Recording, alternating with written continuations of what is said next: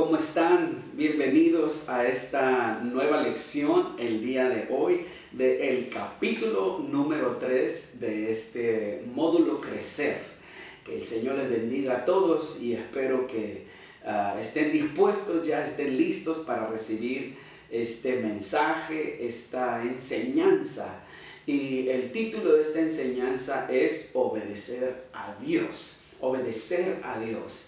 La razón principal por la que estudiamos la vez pasada qué hacer con la palabra de Dios, ¿no? Qué cosas tenemos que hacer con ella, utilizamos nuestra mano para decir que tenemos que oír la palabra de Dios, tenemos que leer la palabra de Dios, tenemos que estudiar la palabra de Dios, tenemos que memorizarla y tenemos que meditar en ella. Todas esas actividades alrededor de la palabra de Dios no tendrían sentido si nosotros no la aplicáramos a nuestra vida, si nosotros no la obedeciéramos. De nada serviría. Tendríamos solamente información en la cabeza, sabríamos versículos a diestra y siniestra, ¿no?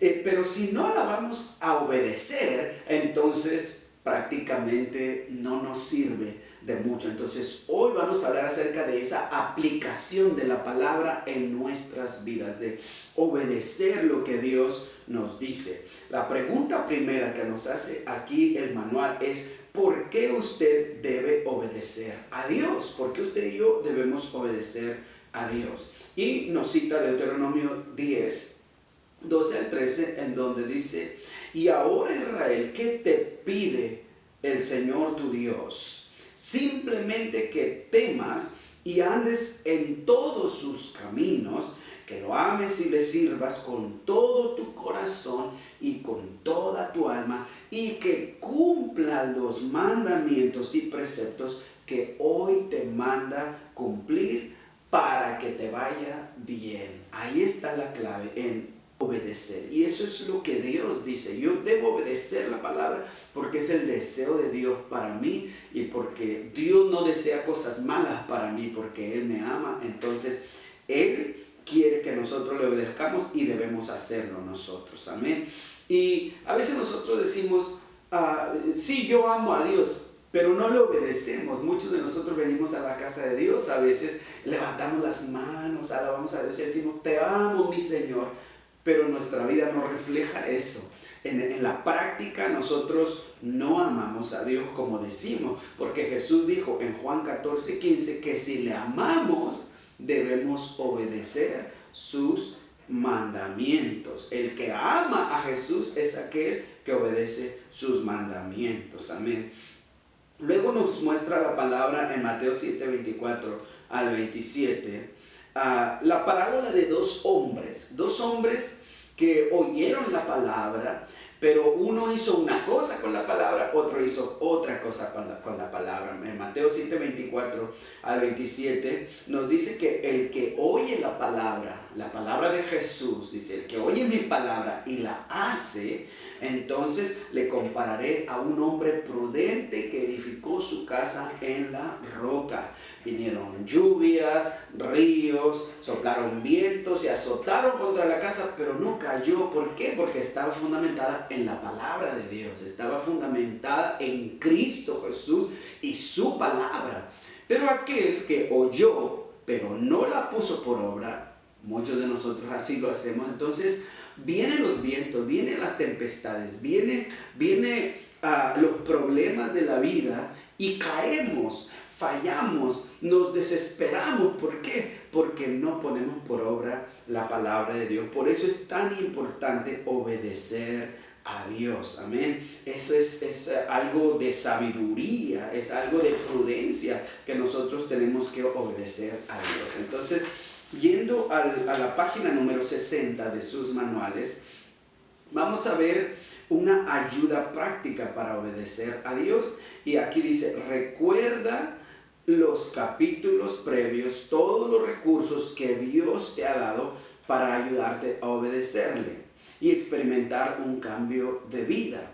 Dios te ha dado todo lo que necesitas para resistir la tentación y evitar el pecado y las consecuencias destructivas, ¿no? Y hablábamos otra vez de oír, porque la fe es por el oír de la palabra, de memorizarla, de leerla, de estudiarla, de meditar en ella. Hemos aprendido algunas cosas que nos van a ayudar a ponerla en práctica, y ahorita vamos a ver algunas de ellas también. En el número 5 dice, ¿cuál debe ser su actitud para obedecer a Dios? O sea, ¿qué debemos nosotros hacer al respecto?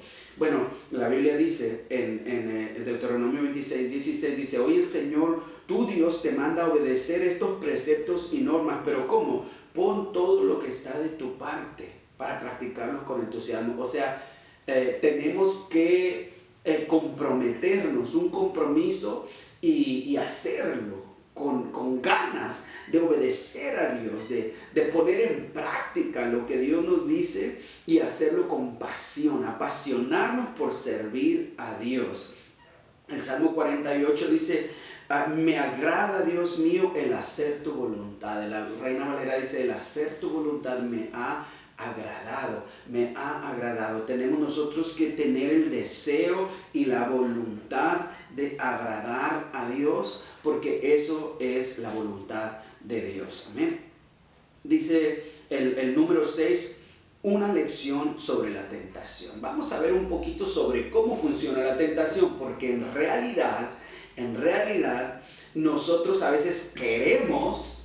El apóstol Pablo decía, lo que yo quiero hacer no lo hago.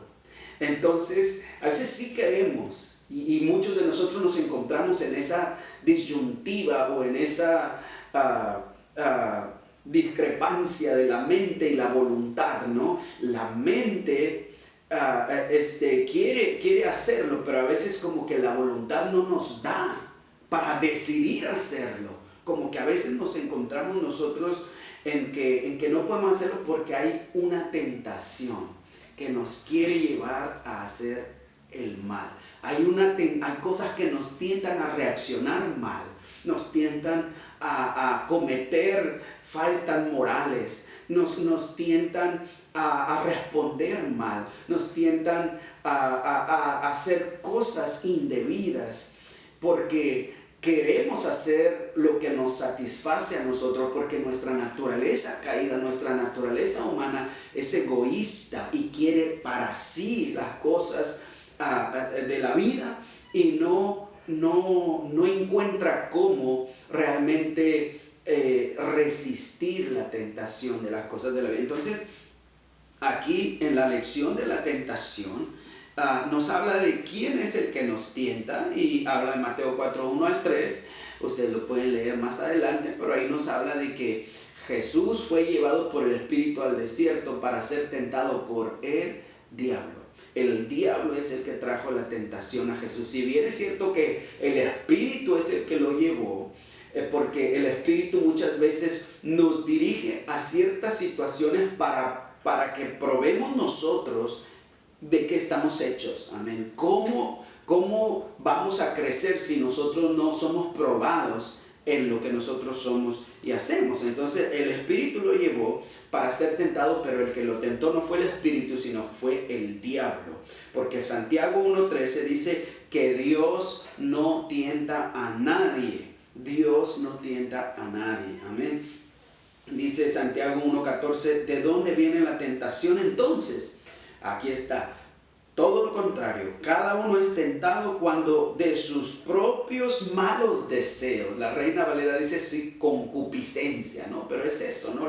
Los deseos malos que hay en nosotros los arrastran y los seducen. Entonces, nosotros somos tentados cuando deseamos. Hay algo, yo deseo hacer esto, yo deseo golpearle, yo deseo irle a decir, espérate que me lo encuentre, y tengo unas ganas de arrastrarle por el suelo y hacer estas cosas, ¿no? Ese es el deseo que tú tienes. Ahí comienza la tentación. La tentación comienza como un deseo.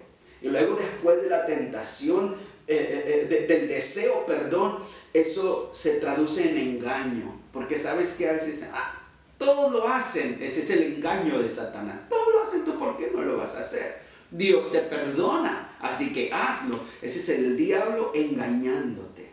Te está atrayendo y tú sabes que está mal ese deseo, pero luego caes en el engaño tú mismo. Te engañas a ti mismo. El diablo viene y te engaña de que no va a pasar nada. Algo así como el pescadito, ¿no? Que ahí está la carnada, muérdelo, al fin y al cabo no te vas a trampar, pero adentro hay un anzuelo. Ese anzuelo es el que te va a llevar a la esclavitud, te va a aprisionar, te va a sacar de tu ambiente con Dios y te va a llevar a la esclavitud. La tentación comienza con la concupiscencia, o sea, con el deseo personal, esos deseos engañosos. Luego eres engañado y luego dice, eres atraído. Cuando ya eres engañado y dices, yo me merezco esto, ¿por qué no? Un poquito nada más. Y a veces nosotros decimos, pero poquito no tiene nada que ver. No, sí tiene que ver, porque se comienza con poquito y luego a las finales caes en la tentación y el pecado llega. La tentación no es pecado, pero a veces decimos, bueno, entonces voy a ser tentado un poquito a hacer esto con pensamientos. No, es que el pensamiento ya es la puerta que te va a llevar al pecado, es la puerta que te va a llevar a la acción. Entonces no permitas ser tentado de esa manera. Y bueno, dice, ¿cuáles son algunas de nuestras tentaciones? El versículo 7 dice, vea lo que puede aprender. Esa es una de las preguntas para usted. Vea lo que puede aprender de la desobediencia de Acán, según Josué 7:20 al 21. Dice, y Acán respondió a Josué diciendo, verdaderamente yo he pecado contra Jehová, el Dios de Israel, y así he hecho. Él confesó su pecado, como había hecho, pero mire cómo está aquí, dice, pues vi entre los despojos. Mucha de la tentación entra por la vista, por los sentidos, ¿no? Por la vista, por los oídos, ¿no? Por el tacto, ¿no? Cuando nosotros tocamos, a veces quizá tocas a alguien, por ejemplo, en los deseos sexuales, y de repente es un toque inocente, de repente es un saludo. Por eso no siempre yo recomiendo, por ejemplo, que entre mujeres y hombres se den besos verdaderos en la mejilla, ¿no? Si quieres un abrazo así, de hermano, pero a veces hay unos que se dan beso en la mejilla y hasta se rozan los labios. Eso no es correcto. Porque a veces tocas, y especialmente en los varones, el tacto a veces te produce ciertas emociones, ciertas tentaciones, ¿no? que se sueltan a la hora que haces el tacto. Entonces llega por los sentidos, ahí comienza. Y por eso dice Acán, vi entre los despojos un manto babilónico muy bueno y 200 siclos de plata. Claro, pues la plata a veces la ves y dices, wow, yo quiero, ¿no? A veces miras, tiene un celular Redimic, no sé qué, y tú dices, yo quiero ese celular, o aquel tiene lo que sea. Dice, lo codicias, lo quieres, dice, y un lingote de oro de peso de 50 ciclos, ¿no? A veces esas cosas nos atraen, y luego dice, lo cual codicié y tomé. O sea, él codició, lo deseó tanto y luego lo tomó. Y eso es, allí ya cayó en la tentación. Allí ya él se dejó seducir y fue engañado y llegó hasta cometer aquel pecado, ¿no? Dice aquí una pregunta en la página 61. ¿Qué podría haber hecho para evitar librarse de pecar? Mira, una de las cosas es que nosotros tenemos que identificar por dónde llega la tentación, ¿no? Y he estado diciendo últimamente, si es a través de tu ojo, entonces elimina eso que te está haciendo, sácate el ojo, elimina toda fuente de tentación en lo que se pueda. Obviamente que hay veces que que no se puede porque las cosas suceden así enfrente de nosotros, no.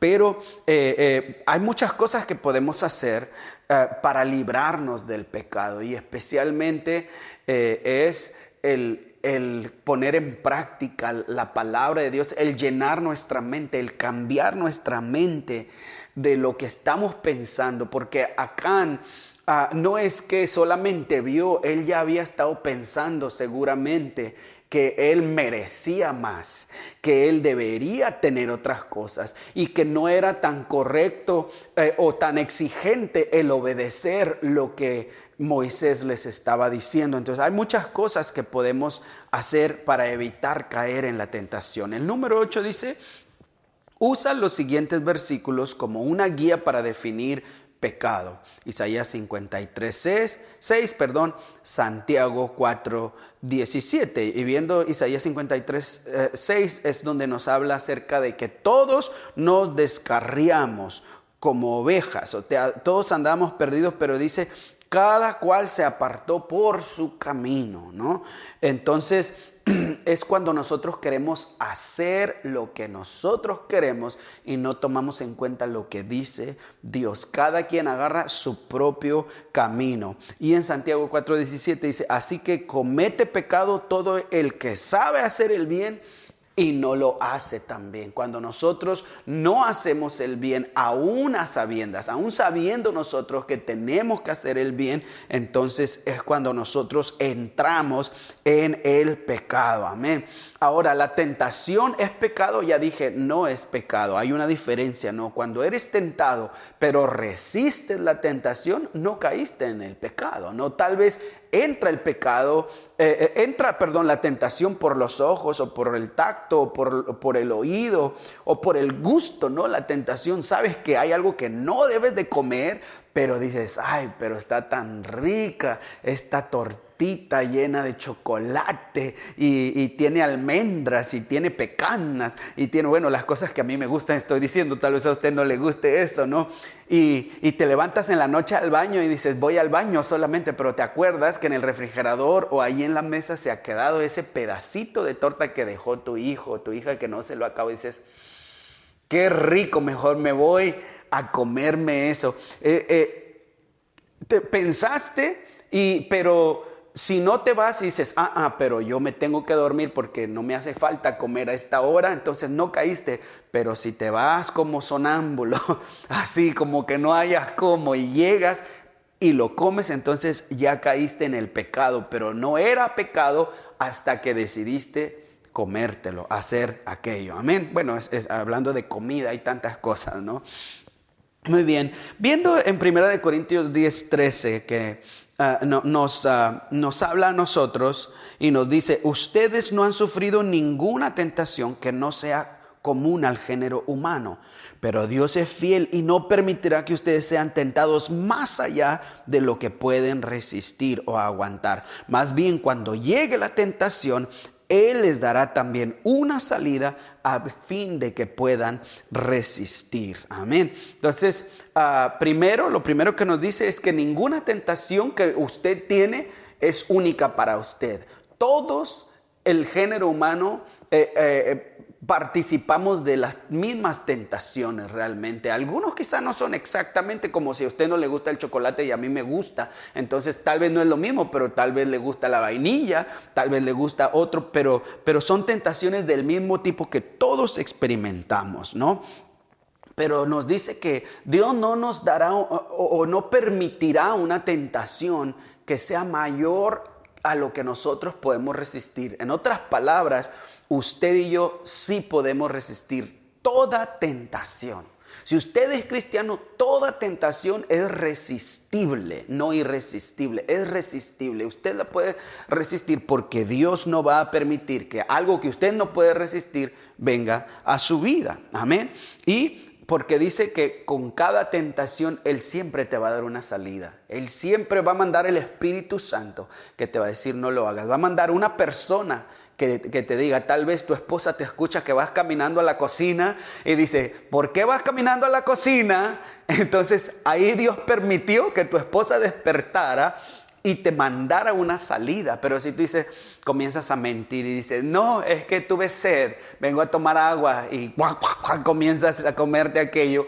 Y luego tomas un poquito de agua y tu esposa le dice, pero hueles a chocolate. Ya cuando regresas a la cama, entonces se te descubrió la mentira, ¿no? Bueno, siguiendo con esa ilustración. La parte final de la página 61 dice, a veces no aprovechamos lo que Dios provee para evitar el pecado. Amén. A veces ignoramos todos los avisos que Dios nos da. Nuestro pecado no es la causa para perder nuestra salvación, pero sí daña nuestra relación con Dios. Así también como el pecado daña cualquier relación, no solamente con Dios. Dios ha proveído una manera para reparar la relación dañada entre Dios y nosotros. Y eso es lo que vamos a ver aquí en la siguiente página, la 62. ¿Qué es lo que Dios ha hecho? Si tú ya caíste en la tentación, ¿qué es lo que has hecho? ¿Qué podemos hacer con esa relación dañada con Dios? Primera de Juan 1:9, que si confesamos nuestros pecados, Él es fiel y justo para perdonarnos nuestros pecados y limpiarnos de toda maldad. Si tú te arrepientes, le pides perdón, Dios te perdona. Dios te limpia de eso. Pero no es que vamos a estar toda la vida con eso. Tenemos que llegar a un momento cuando tenemos que no seguir en ese ciclo. Y ahí hay una ilustración, ¿no? En ese ciclo que cuando nosotros permitimos que el Espíritu Santo gobierne nuestra vida, aun si pecamos, no nos vamos a quedar yendo mundanamente toda la vida, sino que vamos a confesar el pecado y ya no vamos a dar vuelta otra vez a caer en la tentación, sino vamos a ser libres yendo por la puerta de escape que Dios nos ha dado a nosotros. Amén. Entonces, confesemos nuestro pecado, pero pidamos que el Espíritu Santo nos ayude a ya no seguir en el pecado.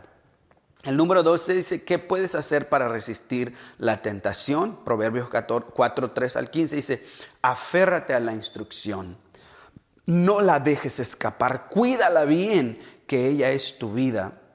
No sigas el camino de los perversos, ni vayas por la senda de los malvados. Evita ese camino, no pases por él, aléjate de allí y sigue de largo, ¿no? Lo que les decía, si tú sabes que yendo con ciertos amigos siempre caes en lo mismo y esta vez pero esta vez no voy a caer, esta vez sí no voy a caer, toda la vida dices lo mismo y vuelves a caer, entonces evita, aléjate. El apóstol Pablo le dijo a Timoteo, huye, es mejor que digan, hay un dicho, es mejor que digan aquí corrió que aquí murió. Amén. José, qué tremendo, ¿no? Él huyó. Él pudo haber caído con esa mujer porque era una mujer hermosa, dice, de buen parecer.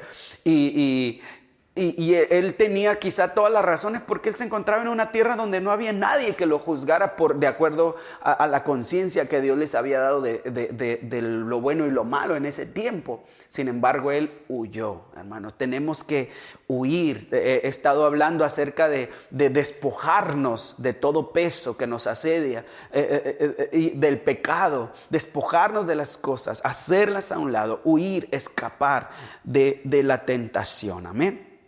Santiago 4:7 nos dice, así que someteos pues a Dios, resistid al diablo y él huirá de vosotros. Amén. Entonces tenemos que aprender a resistir la tentación, a huir de las cosas que nos van a llevar a caer, de la tentación que nos presenta el enemigo o que nos presenta las cosas del mundo, las cosas de la vida que nos atraen a hacer las cosas malas.